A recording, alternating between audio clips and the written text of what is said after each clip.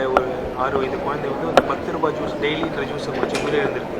இது சம்பந்தமாக food safety வந்து ஆய்வு பண்ணியிருக்காங்களா, அடுத்த நடவடிக்கை எடுக்கப்படும். அவ்வப்பொழுது இந்த மாதிரியான குறைந்த விலையில் இருக்கக்கூடிய இந்த பாட்டில் ஜூஸை குடிக்கிறதுனால பல்வேறு பிரச்சனைலாம் இருந்துகிட்டே இருக்குது. உணவு தர அதாவது ஃபுட் சேஃப்டி டிபார்ட்மெண்ட் தொடர்ந்து மாவட்ட அளவிலான அலுவலர்களை பெற்றிருக்கிற ஒரு அமைப்பு.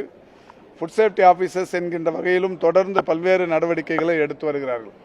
இந்த மாதிரி அங்கொன்றும் இங்கொன்றுமாக யாருக்கும் தெரியாமல் விலை குறைந்த விலையில் இந்த ஒரு குளிர்பானங்களாக இருந்தாலும் உணவுப் பொருட்களாக இருந்தாலும் அவ்வப்போது கண்டுபிடித்து நடவடிக்கையும் எடுக்கப்பட்டு வருகிறது.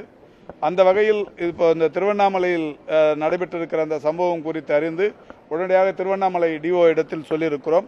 அந்த குளிர்பானம் குடித்து அதை ஒரு மாதிரி எடுத்து அனுப்பி அந்த பகுப்பாய்வு நிலையங்கள் தமிழ்நாட்டில் இந்த அரசு அமைந்ததற்கு பிறகு நடமாடும் பகுப்பாய்வு வாகனங்கள் இன்றைக்கு அனுமதிக்கப்பட்டு அவை எல்லா மாவட்டங்களிலும் சென்று கொண்டிருக்கிறது.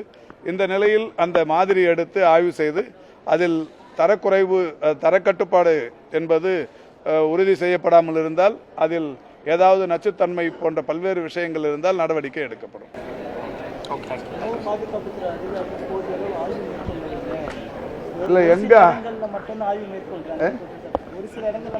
இல்லை இல்லை போதிய அளவுக்கு ஆய்வுகளை மேற்கொள்வதால் தான் இன்னைக்கு நான் காலையிலையும் கூட சொன்னேன், 17,000க்கும் மேற்பட்ட அந்த பான்பராக் குட்கா போன்ற அந்த கடைகள் மூடி 33 கோடி ரூபாய் அபராதம் சொல்லிட்டு இந்த மாதிரியான சிறப்புக்குரிய நடவடிக்கைகள் தமிழ்நாட்டில் தொடர்வதற்கு உணவு கட்டுப்பாட்டு அதிகாரிகளின் நடவடிக்கைகள் காரணம்.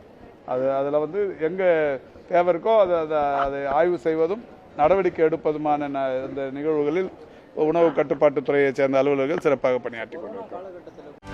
செய்திகளை உடனுக்குடனும் துல்லியமாகவும் தெரிந்து கொள்ள சப்ஸ்கிரைப் பண்ணுங்க.